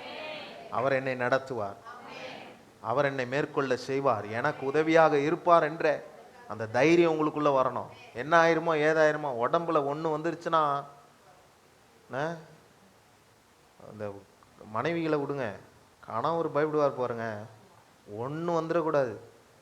ஒரு இரும்பிட்டா ஐயோ என்னன்னு தெரியல, கொஞ்சம் மூச்சு வாங்கிட்டா ஐயோ, கொஞ்சம் காய்ச்சல் வந்தா போதும்மா, இது என்ன காய்ச்சலா இருக்குமோ தெரியலையம்மா. அங்க போய் பார்த்தா அங்க ஒண்ணுமே இல்லை, வீட்டுக்கு போங்கம்மா அப்படின்னு வாங்க. ஆனா நம்ம விசுவாசம் எங்க இருக்கு? ஆமா, அந்த அவிசுவாசம் இருந்துச்சுன்னா அந்த பயம் இருந்துகிட்டே இருக்கு, எப்பவுமே இருக்குங்க. நாளைக்கு என்ன ஆகும், நாளைக்கு என்ன செய்ய முடியும், இது என்ன ஆகும், இந்த குழந்தைக்கு என்ன ஆயிரும், குழந்தைக்கு ஒரு காய்ச்சல் வந்துருச்சுன்னா என்ன பயப்படுறாங்க. இல்லை, அதுக்காக ஆஸ்பத்திரி போகாமல் இருந்தாங்க. நான் மறுபடியும் சொல்ல வேண்டியதாக இருக்கு. தலையில் கை வச்சு ஜெபம் பண்ணிட்டு ஆஸ்பத்திரிக்கு போகாமல் இருந்துடாதீங்க. ஆண்டவர் பார்த்துக்குவாரு. அவரை மிஞ்சின காரியம் ஒன்றும் இல்லைன்றது, அவரை மேலே நம்பிக்கை வைக்கிறது, அவரை உறுதியாக பற்றுக்கொள்றது. நம்ம பேர் என்ன? விசுவாசி. நம்ம என்ன செய்வோம்? உங்ககிட்ட வந்து யாராவது அட்வைஸ் கேட்டால் நம்மளை போல ஒருத்தர் அட்வைஸ் பண்ணுறவங்க உலகத்திலே பார்க்க முடியாது. ஒரு அவிசுவாசி வந்து உங்ககிட்ட உட்காந்து பேசினா அவிசுவாசி திருந்திடுவான். ஆனா நமக்குள்ள அவிசுவாசம் வந்துடும். அந்த அவிசுவாசி கண்டிப்பா திருந்திடுவாங்க. உங்களை மாதிரிலாம் பேச முடியவே முடியாது. ராகினி அம்மாலாம் அடிச்சிக்கவே முடியாது, அப்படி பேசுவாங்க. அது பார்த்தாலே ஓ அப்படியா அப்படின்னு கேட்க ஆரம்பிச்சிடும். அதுக்கு விசுவாசம் வந்துடும், அது பிழைச்சிக்கும், அது நல்லா போயிடும். ஆனால் நமக்கு ஒரு பிரச்சனை வரும்போது நம்ம எப்படி இருக்கிறோம்? நம்மக்கிட்ட வந்து மா பாஸ்டர் சொல்லுவார்மா கவலைப்படாதம்மா ஜெபம் பண்ணலாம். ஜெபம் பண்ணும்போதே இவருக்கு என்ன தெரியும், நான் படுற கஷ்டம் எனக்கு தானே தெரியும், இவர் நல்லா ஜெபம் பண்ணுவார், சரி அப்படின்ட்டு போவோம். சரி கொஞ்சம் ஆறுதலாக இருக்கு. அப்படி இல்லை, அப்படி இல்லை. என் தேவனால் கூடாதது ஒன்றும் இல்லை. எல்லாவற்றையும் அவர் செய்வார். எப்பேற்பட்ட தடையா இருந்தாலும் சரி உடைப்பார். எப்படிப்பட்ட பிரச்சனையா இருந்தாலும் சரி அவர் அதை தீர்ப்பார். என் மகன் சரியில்லை, என் மகன் சரியில்லை, என் பிள்ளைங்க சரியில்லை, என் கணவன் சரியில்லை, என் மனைவி சரியில்லை, தயவுசெய்து அதெல்லாம் நிறுத்திடுங்க. எல்லாவற்றையும் கர்த்தர் பார்த்துக்கொள்வார். நான் என்ன செய்யணும்? எனக்குள்ள அவிசுவாசம் இல்லாதபடிக்கு அது என்னை விட்டு நீங்கணும். அதுதான் எனக்கு வேணும். கைகளை உயர்த்தி சொல்லுங்க, என் அவிசுவாசம் என்னை விட்டு நீங்கணும். ஆமாம். நான்காவது காரியம், இந்த அவிசுவாசம் உள்ளே வர்றதுனால அதனுடைய விளைவுகள் என்ன தெரியுமா? குற்றம் சொல்ல ஆரம்பிச்சிருவான். மனைவி கணவனை சொல்லுவாங்க, கணவன் மனைவியை சொல்லுவாங்க, 2 பேரும் சேர்ந்து பிள்ளைங்களை சொல்லுவாங்க, பிள்ளைங்க பெற்றோரை சொல்லும். இதுதான் நடக்கும். அங்கே ஆதாமும் ஏவாளும் என்ன செஞ்சாங்கன்னு நினைக்கிறீங்க? ஆதாம் சொல்கிறான், நீர் எனக்கு கொடுத்த ஸ்திரீ, அவ செஞ்ச வேலை ஏசப்பா, நீர் தான ஆண்டவரே எனக்கு கொடுத்தீர், அவ பண்ண வேலை ஆண்டவரேன்னு இவர் சொல்லுவார். அந்தம்மா என்ன சொன்னோம்? நான் நல்லா தான் இருந்தேன் ஆண்டவரே, நான் தனிமையாக இருக்கும்போது பிசாசு வந்து என்னை, இந்த பொல்லாத பிசாசு என்னை ஒரு வழியை ஆக்கிருச்சு ஆண்டவரே அப்படின்னு சர்ப்பத்தை சொல்றது. இப்படிதான் ஒருத்தர் பிள்ளைங்க என்ன சொல்லுது? எங்க அம்மா அப்பவே செஞ்சிருந்தா நான் நல்லா இருந்திருப்பேன், நான் சின்ன வயசுலேயே நல்லா எங்க அம்மா சொல்லி கொடுத்துருந்தாங்கன்னா நான் நல்லா இருந்திருப்பேன். இப்பயும் சொல்லுதுங்க சிலது, எங்க அப்பா அதை செஞ்சிருந்தா நான் நல்லா இருந்திருப்பேன், என்னை அந்த காலேஜில் சேர்த்திருந்தாருன்னா நான் நல்லா இருந்திருப்பேன், என்னை இங்க படிக்க வச்சிருந்தா நீ நல்லா இருந்திருப்ப. நீ எங்க படிக்க வச்சாலும் இப்படிதான் இருப்ப. நீ என்ன சொல்லணும்? அடுத்தவங்களை குற்றம் சொல்றத நிறுத்திடணும். என்ன குற்றம்லாம் சொல்றோம்? கணவனை குத்தம் சொல்றோம், மனைவியை குத்தம், சிலர் சபையை குத்தம் சொல்லுவாங்க. எங்க பாஸ்டர் சரியில்லை, அவர் பிரசங்கம் எங்களெல்லாம் இப்படிலாம் நான் நடத்தல, அது சரியில்லை, இது சரியில்லை, இது இப்படி இருக்கு. சில சூழ்நிலை சொல்லுவாங்க, என் சூழ்நிலை அப்படி, அதனால தான் நான் இப்படி மாற்றப்பட்டு விட்டேன் என்று குறை குற்றங்களை சொல்லுகிறவர்களாய் இருப்பதனுடைய காரணம் உங்களுக்குள்ள அவிசுவாசம் இருக்குதுன்னு அர்த்தம். இன்னைக்கே தூக்கி போட்டுருணும் எல்லாத்தையும். ஆமா, பக்கத்துல பார்த்து சொல்லுங்க, தூக்கி போட்டுருங்க. ஆமா, அப்புறம் ஆண்டவர் கூட இருக்க ஃபெலோஷிப் கட் ஆயிரும், பார்த்துக்கிடுங்க. ஆமா, பேக், அந்த பேக்குள்ள ஏதோ இருக்குதுன்னு நினைக்கிறேன். அப்போ அவிசுவாசத்தினுடைய விளைவுகள் என்ன? ஐந்தாவதாக, அவர்கள் ஏதேன் தோட்டத்தையே இழக்கக்கூடிய சூழ்நிலை ஆகிவிட்டது. எவ்வளோ அற்புதமான ஒரு வீடுங்க. இன்னைக்கு எல்லாரும் சொல்றாங்க என் வீடு ஏதேன் தோட்டத்தை போல இருக்கணும்னு. அன்னைக்கு அந்த அம்மா செஞ்ச காரியத்தினால பிசாசு ஆரம்பத்தில் விதைத்த அந்த அவிசுவாசத்தின் நிமித்தம் அழகான ஒரு ஏதேன் தோட்டத்தை இழக்கக்கூடிய சூழ்நிலை ஆகிவிட்டது. இன்னைக்கு நான் சொல்றேன், அவிசுவாசம் எவர்களுடைய வாழ்க்கையில வந்து விடுகிறதோ அவர்கள் பல காரியத்தை இழக்கக்கூடிய சூழ்நிலைகள் ஆகிவிடும். பலரை இழப்பார்கள், நல்லவர்களை இழப்பார்கள். இன்னைக்கே சொல்லி நம்ம எல்லாரும் அறிக்கை செய்து ஜெபம் பண்ண போறோம். எந்த காரியத்தையும் இழந்து விடாதீர்கள், அவிசுவாசமாய் பேசாதீர்கள், அவிசுவாசத்தில் நடக்காதீர்கள், பார்க்கிறதெல்லாம் பார்த்து நடக்காதீங்க, தரிசித்து நடக்காதீங்க, விசுவாசித்து நடங்க. கர்த்தர் நமக்கு எல்லாம் செய்ய வல்லவராய் இருக்கிறார் என்பதை நாம் நம்ப வேண்டும். அல்லேலூயா. இன்றைக்கு விசுவாசிகளுடைய அவிசுவாசம் என்ன? கொஞ்சம் யோசிச்சு பாருங்க. தேவன் என்னை குணமாக்க மாட்டார், என் குடும்பம் மாறாது, என் மகன் ரட்சிக்கப்பட மாட்டான், என் கணவன் ரட்சிக்கப்பட மாட்டான். சிலர் ஊழியர்கள் என் ஊழியம் வளராது, சிலர் என் கடன் தீரவே தீராது, என் வாழ்க்கையில் அதிசயமாகவே நடக்காது என்று பலர் அங்கலாய்த்து கொண்டு இருக்கிறீர்கள். இதெல்லாம் என்ன குரல் தெரியுமா? அவிசுவாசத்தின் குரல். இந்த குரல்லாம் மாறணும். எத்தனை பேர் சொல்றீங்க இதெல்லாம் மாறணும்? கடைசியாக ஒன்று மாத்திரம் சொல்லி முடிக்க விரும்புகிறேன். இந்த அவிசுவாசத்தை ஜெயிப்பது எப்படி? ஆண்டவர் சிம்பிளாக நமக்கு சொல்லி கொடுத்தாரு. முதலாவது காரியம், அதில் 4 காரியம் இருக்குது, நான் வேகமாக சொல்லிடுறேன்.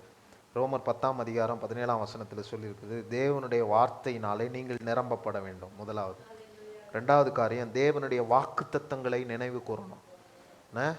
தாவீது கோலியாத்துக்கு முன்னாடி நிற்கும் போது அவன் எதை திரும்ப நினைச்சான்?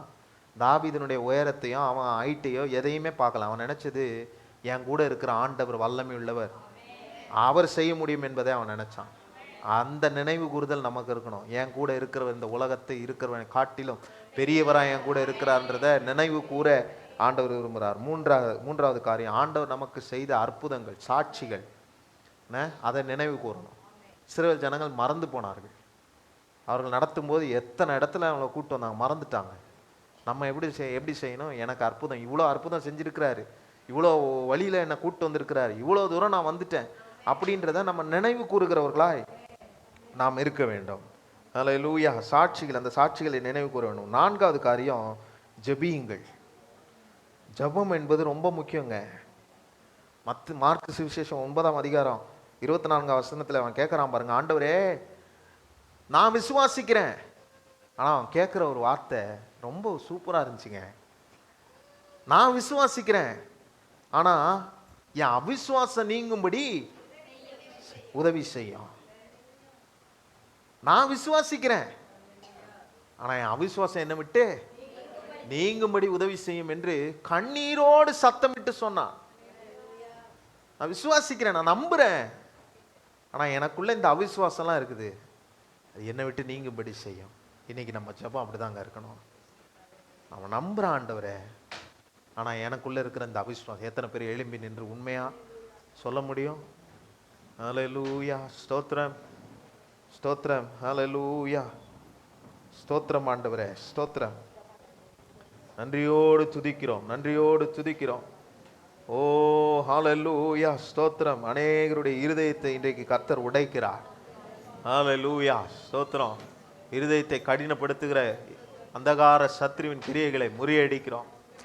ஹல்லேலூயா. ஸ்தோத்திரம், ஸ்தோத்திரம், ஸ்தோத்திரம், ஸ்தோத்திரம். என்னுடைய அவிசுவாசம் நீங்கும்படி எனக்கு செய்யும், என்னுடைய அவிசுவாசம் நீங்கும்படி எனக்கு செய்யும். அந்த ஜெபம், அந்த ஜெபம், அந்த உண்மையான ஜெபம். ஸ்தோத்திரம். அவன் சொல்லலை, ஆண்டவரே நான் விசுவாசிக்கிறேன்னு மட்டும் சொல்லலை, நான் விசுவாசிக்கிறேன் ஆண்டவரே, இருந்தாலும் எனக்குள்ள இருக்கிற அந்த அவிசுவாசத்தை நீங்கும்படி செய்யும் என்று சொன்னது போல எல்லாரும் ஒப்பு கொடுத்து கைகளை உயர்த்தி நல்ல கைகளை சத்தத்தை உயர்த்தி சொல்லுங்க. ஹல்லேலூயா. என்னென்ன அவிசுவாசமான வார்த்தைகள் உங்க வாழ்க்கையில இருக்கிறது கொஞ்சம் யோசிச்சு பாருங்க. யோசிச்சு பார்த்து அறிக்கை செய்யுங்க. அறிக்கை செய்ய செய்ய செய்ய ஸ்தோத்திரம், விசுவாசம் உங்களுக்குள்ளே வளரும். ஹல்லேலூயா. என் பிள்ளைகளை ஆண்டவர் சந்திப்பார், என் தேவைகளை சந்திப்பார், என்னை பெருக்கத்துக்குள்ளாக நடத்துவார். ஓ ஸ்தோத்திரம். எல்லா விதமான ஓ ஸ்தோத்திரம் எதிர்மறையான காரியம், நெகட்டிவ் திங்கிங் இயேசுவின் நாமத்தினாலே இப்பொழுதே அது வெளியேறுவதாக. இயேசுவின் நாமத்தினாலே வெளியேறுவதாக. சத்ரு எந்த காரியங்களை விதைத்து வைத்திருந்தாலும் இயேசுவின் நாமத்தினாலே எல்லா நெகட்டிவ்ஸும் மாறுவதாக. ஓ ஸ்தோத்திரம். எல்லா நெகட்டிவ்ஸும் மாறுவதாக. ஆண்டவரே, அவர்கள் தோட்டத்தை இழந்தது போல நாங்கள் இழக்காமல் எங்களுக்குள் இருக்கிற அவிசுவாசம் நீங்கும்படி நாங்கள் ஜெபிக்கிறோம் ஆண்டவரே. ஓ ஸ்தோத்திரம். விசுவாசம் உள்ளவர்களாய் நாங்கள் இருக்க, கர்த்தர் மேல் பற்றுதல் உள்ளவர்களாய் நாங்கள் இருக்க. ஓ ஸ்தோத்திரம். விசுவாசிக்கிறவர்கள் தேவனுடைய மகிமையை காண்பார்கள் என்று சொன்னீரே, அதே போல தேவ மகிமையை காணுகிற பிள்ளைகளாக ஓ விசுவாசம் உள்ள ஜெபம் பிணியாளியை ரட்சிக்கும் என்று சொல்லியிருக்கிறீரே. ஓ ஸ்தோத்திரம். அப்படிப்பட்ட விசுவாசம் எங்களுக்குள்ள வர்த்திக்க பண்ணும் ஆண்டவரே. எங்களுக்குள்ள இருக்கிற அவிசுவாசம் நீங்கட்டும். இனி வருகிற நாட்களில் நாங்கள் பேசுகிற வார்த்தை விசுவாச வார்த்தையா இருக்கட்டும். எந்த விதமான விசுவாச வார்த்தைகள் எங்க வாயிலிருந்து புறப்பட்டு வரக்கூடாது ஆண்டவரே. பிள்ளைகள், பெற்றோர்கள் ஆண்டவரே, எல்லாரும் ஆண்டவரே, எல்லாருடைய வாயில் இருந்தோம் ஆண்டவரே விசுவாச வார்த்தைகள் வந்து ஜெயம் எடுக்க நாங்கள் செபிக்கிறோம் ஆண்டவரே. இயேசு கிறிஸ்து, நீர் உம்முடைய வார்த்தையை கொண்டு நீர் பேசினீர், சத்ருவை ஜெயித்தீர் ஆண்டவரே. உம்முடைய வசனம் எங்க இருதயத்தில் இருக்கணும் ஆண்டவரே. சத்ருவை ஜெயிக்கிறவர்களாக இருக்கணும். எங்க குடும்பத்துக்கு நேராக சூழ்நிலைகள் வரும்போது நாங்கள் ஆண்டவரே எந்த காரியங்களையும் பேசாமல் உம்முடைய வசனத்தை பேசுகிறவர்களாக இருக்க வேண்டும். உம்முடைய வார்த்தையை பேசுகிறவர்களாய் நாங்கள் இருக்க ஆண்டவரே. எங்கள் சபை முழுவதும் அப்படி இருக்க நாங்கள் ஒப்பு கொடுக்கிறோம் ஆண்டவரே. எங்களை அர்ப்பணிக்கிறோம் அப்பா. தொடர்ந்து உம்முடைய நாமம் மகிமைப்படட்டும் இயேசுவின் நாமத்தில் பிதாவே. கர்த்தருக்காக நாம் கொடுக்கிற நேரம் விசுவாசத்தோடு விதையுங்கள். ஆண்டவர் நாமம் மகிமைப்படட்டும். உங்களுக்காக காணிக்கை எடுக்கிறவர்கள் வந்து காணிக்கை எடுப்பார்கள். அது மாத்திரமல்ல, நீங்கள் காணிக்கை எடுக்க ஆரம்பிக்கலாம். ஐயா யோவான் ஐயா, காணிக்கை எடுக்க ஆரம்பிக்கலாம். நீங்கள் வசதிப்பட்டவர்கள் நீங்கள் அங்கே பின்னாடி ஒரு பாக்ஸ் வைத்திருக்கிறது, முன்பதாகவும் ஒரு பாக்ஸ் இருக்கிறது, அதில் நீங்கள் செலுத்தலாம். அது இல்லை அப்படின்னு என்று சொன்னால் உங்களுக்காக QR கோடு வைத்திருக்கிறோம், அதை நீங்கள் பயன்படுத்தி கொள்ளலாம். கர்த்தர் உங்களை ஆசீர்வதிப்பாராக. ஒரு பாடலை நாம் பாடுவோம். விசுவாசத்தோடு பாடி நாம் தொடர்ந்து நாம் முடிக்க போகிறோம். கர்த்தர் இயேசுவின் நாமத்தை மகிமைப்படுத்துவோம். Thank you Jesus.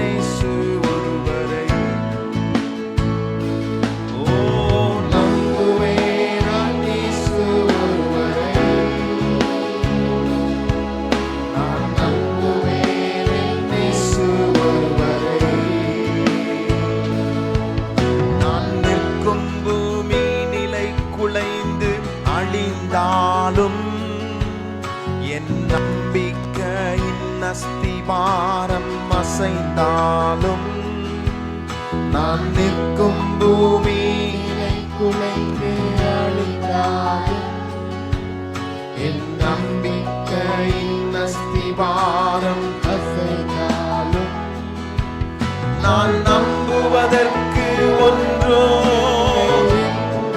எத்தனை பேர் உணர்ந்து சொல்லுவீர்கள்? நம்புவேன் என் இயேசு ஒருவரை. சொல்லுங்க. நான் நம்புவதற்கு ஒன்றும் இல்லை என்றாலும் நம்புவேன் என் இயேசு ஒருவரை. கைகளை உயர்த்தி எல்லாரும் சொல்லுவோம். நம்புவேன் என் இயேசு ஒருவரை. ஹல்லேலூயா.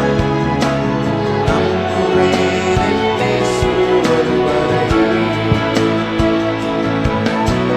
நம்புவேன் என் இயேசு ஒருவரை. நான் நம்புவேன் என் இயேசு ஒருவரை.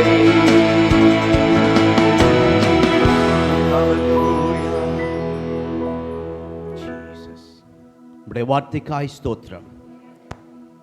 எங்களுக்குள்ளே சில விசுவாசம் குறையும் போது உம்முடைய வார்த்தை அனுப்பி ஆண்டவரே எங்களை விசுவாசத்தில் பலப்பட, விசுவாசத்தினால் எங்கள் வாழ்க்கை கட்டி எழுப்பப்பட, ஆண்டவரை தொடர்ந்து விசுவாச பாதையில் ஓட, அப்போஸ்தலனாகிய பவுல் சொன்னது போல நல்ல போராட்டத்தை போராடினேன், ஓட்டத்தை முடித்தேன், விசுவாசத்தை காத்து கொண்டேன். எங்கள் விசுவாசத்தை நாங்கள் காத்துக்கொள்ள ஹல்லேலூயா. ஆண்டவரே, எங்கள் வாழ்க்கையிலே சில பிரச்சனை வரும்போது முழு விசுவாசம் நம்பிக்கை உம்மேல் வைக்க நிச்சயமாய் கர்த்தர் எங்களுக்காக யாவையும் செய்து முடிப்பார். நிச்சயமாக முடிவுண்டு. என் நம்பிக்கை ஒரு நாளும் வீண் போகாது. என் தேவனால் கூடாத காரியம் ஒன்றுமில்லை. தேவரீர் சகலத்தையும் செய்ய வல்லவர். நீ செய்ய நினைத்தது ஒன்றும் தடைப்படாது. இப்படிப்பட்ட நல்ல விசுவாச அறிக்கை பண்ணி நாங்கள் ஜெயம் பெற்று வாழ கிருபை தாரும். பேசின மகனை கேட்ட எங்கள் ஒவ்வொருவரையும் ஆசீர்வதி. கொடுத்த கரங்களை பலப்படுத்தும். இந்த வாரம் முழுவதும் கர்த்தர் முன்னும் பின்னுமாயிருந்து காத்தரலும். ஆண்டவரை படிக்கிற பிள்ளைகளுக்கு விசேஷ ஞானத்தை கட்டளையிடும். வேலை செய்ய கை காலுக்கு நல்ல பலன் கொடுப்பீராக. அடிக்கடி பலவீனத்திலே தாக்கப்படுகிற யாராயிருந்தாலும் இப்பொழுதே இருக்கிற இடத்திலே உயிர்த்தெழுந்த இயேசுவின் வல்லமை, குணமாக்குற வல்லமை, உயிர்ப்பிக்கிற வல்லமை சரீரத்தில் இறங்குவதாக.